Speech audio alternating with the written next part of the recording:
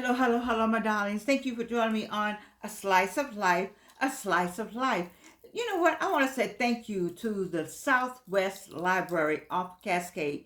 I had a ball there. I took my little Gigi to introduce her to the library over in this area. And so we had a lovely time there. We purchased books. And while I was there, and the woman who was selling the books, I love buying books at a library. Old books. Anyway, let me tell you what she talked about. Boundaries. Boundaries. She said, I'm reading a book on boundaries. I was thinking like, boundaries? Let me find out a little more about that. And baby, thank you for watching A Slice of Life, because if you're watching me, we talk about super aging, getting older without getting old. As we talk about this title, she talked about boundaries. I was thinking about back in the day, I didn't call it boundaries. I said I drew a line in the sand.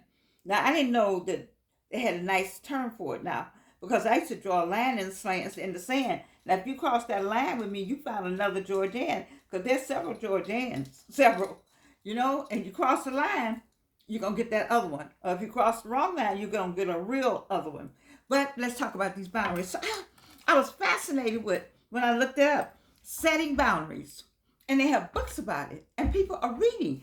I don't know why I can't think of the young lady. She was so nice. She works in the bookstore for the Cascade Southwest Library. So whomever you are, I'm sorry. Put your name in if you're watching. All right, so let me just say this. Setting boundaries refers to the practice of establishing limits that define how you want to be treated by others. Let me say it again, Reno, for the people in the back. Setting boundaries refers to the practice of establishing limits that define how you want to be treated by others. To me, that's drawing a line in the sand. But I like this vocabulary, setting boundaries. It involves understanding your own needs, understanding what you need, your values and feelings, and communicating these to others to create a healthy space for yourself. Creating a healthy space for yourself. See, I didn't have all these nice long terminology. I just said, don't cross the line with me. Don't come into my space. Don't touch me. I mean, it was very direct back then. We didn't have the fancy way. It still worked though, didn't it? It worked back then. All of you are people of a certain age. You know what I'm saying? When you say don't cross the line, well, now it's called setting boundaries. And also understanding what makes you tick. I'll tell you now, I don't know why I'm so hot. But let me tell you something. Part of setting boundaries is knowing what you value, what makes you tick. And once you know what doesn't make you tick, what annoys you, I guess that's called setting boundaries. Or is it a new word? Nothing else. Nothing else. Boundaries can be emotional, physical, or digital, and they play a crucial role in maintaining relationships and personal well-being. Personal well-being is so important now. There's so much going on in the world. Did you see the news today? Do you see where there's another storm coming? That there's somebody out here talking against FEMA. The people are in their cars again, trying to get up out of it, get to a safe space. Do you not think that some of that is doing something mentally to the parents, to the children, to the senior citizens? That's another hospital that said they can brace it. They made it through Helen, so they can make it through Milton. Just the idea of having to constantly brace for this and brace for that. And let me tell you what. Let me tell you something. Now, you ain't going to like this. Y'all going to be mad with me. You're going to write something nasty about me, but I'm going to say it. I'm going to say it. What you getting in America is what black people been going through for 400 years. It's that trauma, all kind of trauma, back-to-back trauma.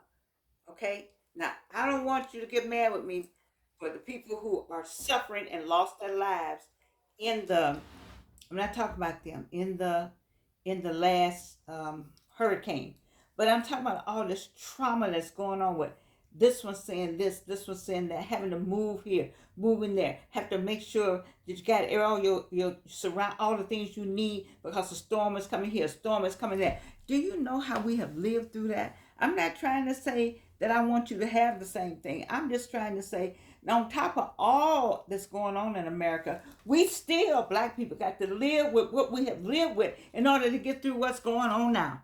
That's all I'm saying. And I know I'm right. And you know I'm right. You on the other side of the screen, you know I'm right what I'm saying. I mean, it's trauma. It's just it's overwhelming when I see people in lines, cars, got all their little belongings, trying to get somewhere to be safe. Do you know after a while that wears on you? And let me tell you something now. It's some health issues that come with all that. Look, I'll tell you about Jordan. I'm a breast cancer survivor. This is the month of October. I'm a breast cancer survivor. 2002. I'm a colon cancer survivor. 2, and I'm a colon cancer survivor. 3, back to back. Okay? So I'm a 3 times cancer survivor. So I can talk about all of it. And when I talk about the breast cancer, you heard me talk about, I felt trauma. There's something. Now, somebody said we all got cancer cells. So there's no, that I had a person that I believe told me that there is a study that talks about being traumatized and how it relates to different diseases, and how not being fulfilled. I wanted to sing. I wanted to sing right out of Spelman. I wanted to act. I wanted to do all those things. I have carried around years and years and years of wanting to be in the entertainment field that the Lord told me. I heard him in the 4th grade. So you're going to be an entertainer. You're going to be an entertainer.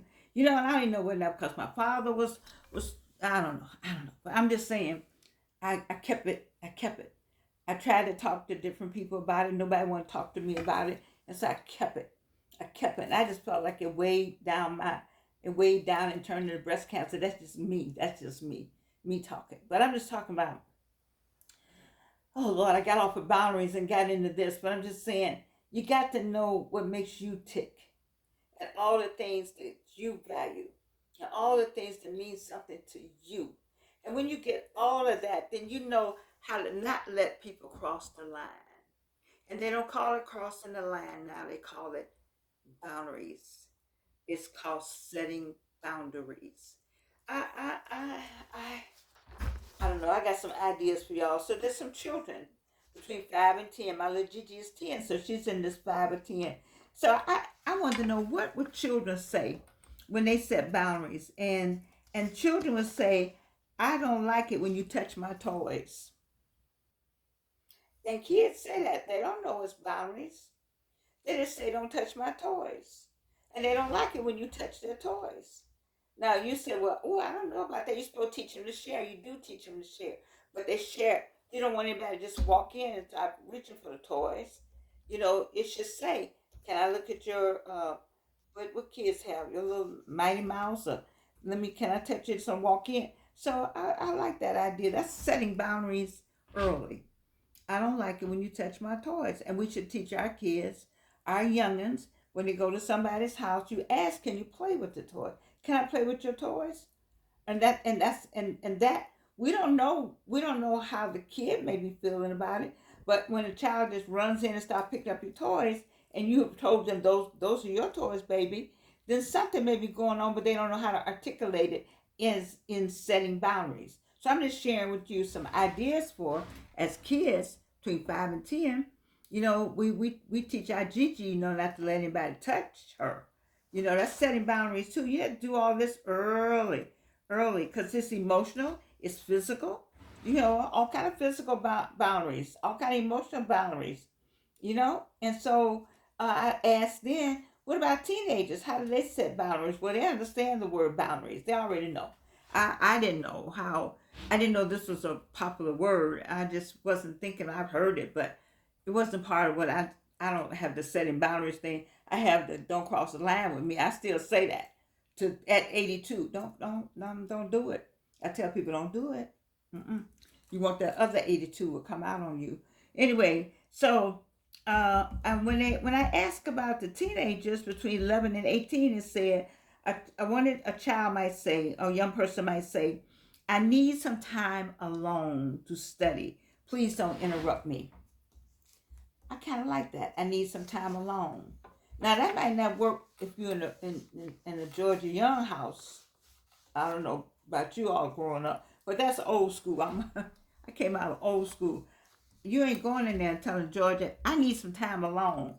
And what house do you own that you can go and be alone? I'm sorry. It's some old school people out there. It's some of y'all out there to know.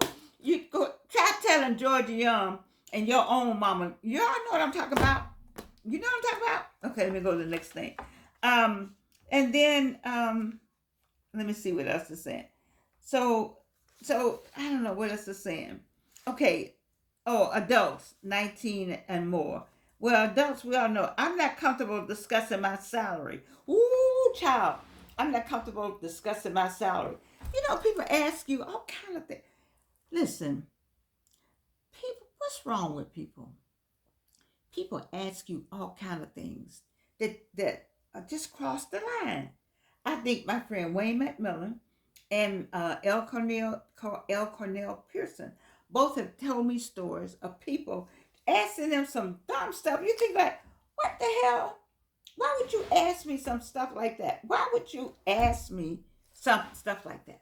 Okay, have you ever had anybody ask you something personal, and you're wondering how did they form their lips to ask you something personal? You know, I have people say, "Well, what happened when they went back home? What happened when they went in the house? And I said, I don't know. I just heard they went back home. You know, a conversation about a husband and wife or something. I said, well, did you get the details? No, I didn't get the details. I don't. You need to let people tell you stuff. But now, I think it's you cross the line. See, I'm still in the cross the line territory. I'm still using the cross the line vocabulary. I'm trying to wake up and be, in the 2024 and say boundaries, but it has a lot to do with crossing the line. I don't think you ought to ask people their salary or tax information or how much they pay for the house. Do you know I had a friend, make God rest her soul. You know what she did? She looked on the internet to see how much people pay for their house compared to what she paid for her house. And then she said, my house costs more than their house. And then she went to see all they had in the house, whose names was on the deed. Is that a boundary? Why do you need to know that? Is that part of, maybe that's part of the digital boundaries. Let me see where did I have that? That could be what they're talking about when they said digital boundaries. Just going in people's information because you can find out everything. Do you know people pay? Do you know that people pay to know your information? They pay online to find out something about you so they can smear your name across the news or something. There's some evil people out here. Evil. You have to pray for people. We're going to pass. I'm going to pass. So let's go somewhere else. Okay, now in the North American culture, we call it personal space. Now, when I worked in the office, when you worked in the office, you got cubicles. How do you have personal space in that? Well, you know what? You don't have much space. But don't you get upset when somebody walk in that space, whatever that little cubicle is. I don't care how small it is. You got little boundaries around it. That's yours. You don't want anybody walking in. You don't want anybody sitting at your desk. You don't want anybody's hands on the computer. Do you still have that? Since COVID, are people back at work like that? That's something to think about. I'm thinking about when I was working somewhere. They may not be doing that anymore. I don't know, but it still was called personal space. I think at the hospitals and different places that people work, I think you do have something called personal space. I'm going to still say in North American culture, we call it personal space. Now, they said in the Latin American culture, people from Latin American cultures tend to have a smaller personal space bubble, often standing closer during conversations. Physical touch, such as a hug, cheek kisses, is common. Oh, I think that is true. Have you seen men? See, men hold hands in some countries that has nothing to do with their sexual, what they think about each other sexually. That's a part of the culture, and people kiss each other, and I don't know. So when they come to the United States, that's how things get all. That's how those boundaries get, because what you do somewhere else you can't do here, and what you do here is accepted somewhere else and expected. You see, so sometimes you have to get your boundaries together with your culture. I just said all that to say that, personal space and boundaries, that's a very important subject now. And I thank the young lady at the Cascade Southwest, what is it called? Southwest Cascade? No, Southwest Library. You go and vote there. But anyway, we went on a tour there today. So the little Gigi can see the library and get her library card. Because I don't understand not having the library card at 10 years old. I mean, that's just the first card you get. Now, her first card was credit card. I'm confused. Anyway, I think, and I gave it to her. And I was thinking about, wait a minute, that's not, something's turning in my head. What's wrong with me? Your first card is your library card. And so I backed it up. I waited a minute. I'm still going to wait for her grandfather to get it for her and my daughter to go and get the card because I'm way down I'm way down the line in terms of who does what. But I'm very proud to be in the line with little Gigi because she's a wonderful kid. And she understands this terminology about boundaries, setting boundaries but I'm going to go with, can y'all let me just stay on don't cross the line with me? Is it the same thing? Anybody, can you subscribe and then share and give me a thumbs up and then be okay with me saying don't cross the line? That's why I am with it. I don't like it when people cross the line with me. And I feel like I carry myself in such a way that don't do it. And so is it something called invisible boundaries? Is it a way to carry yourself that that it emits something to your to the public that says there are boundaries? That's a question. Now that we're on boundaries, so the book that talks about how you walk should suggest that there are boundaries. How you talk to me should suggest that there are boundaries. How you carry yourself suggests that there are boundaries. How you respond suggests that there are boundaries. And I don't like it when people misread how I respond or misread my presentation because I feel like they have crossed the line, which in this case, I keep saying the word cross the line, that there's some boundaries that were not respected. And so, I'm happy to do this little bit tonight. I didn't know that this was something I wanted to do. I wait for the Lord to give me something. I had something else in mind which you're gonna like.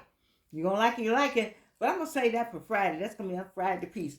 This is a good Tuesday piece. Setting boundaries. What kind of boundaries do you have? I know you all got some boundaries. See my age group. This group right here, super age group. Y'all got some boundaries. Y'all got some boundaries that people don't even want to. They don't dare. My age, but see, it's a young group. You all kind of a little more lenient than we were. We didn't call them boundaries. I think we saw them cross the line. We might have had 2 or 3 adjectives. I get myself in trouble. I got a daughter that's a pastor, married to a pastor. Y'all pray for me, okay? All right, so let me tell you something. Here's a boundary that I'm going to set up right here. Here's a boundary that you can't do anything about. Guess what that boundary is? That boundary is I love you. That's a boundary. Is that a boundary? I'm going to set that boundary out. And you can't cross the line because you can't do anything about the fact that I love you. But I want you to be cognizant and be aware of people walking. I know the other thing is just walking right up on you. See, some of the cultures you can walk right up on people. But I don't like people to walk right up on me. I don't walk right, we had COVID. Did COVID do anything to stop that? Have you had people on the other side? You had people just walk right up there. Hey, how you doing? Oh, wait a minute now. I need space between people. I got people that can walk right up on me. I know some folk. Okay, don't go there. But everybody can just walk right up on me. And then sometimes don't you, I don't want people to always put their hands on me. So is that the boundary thing? I think I'm getting it now. See, you know how you just, hey, fist bump me or something.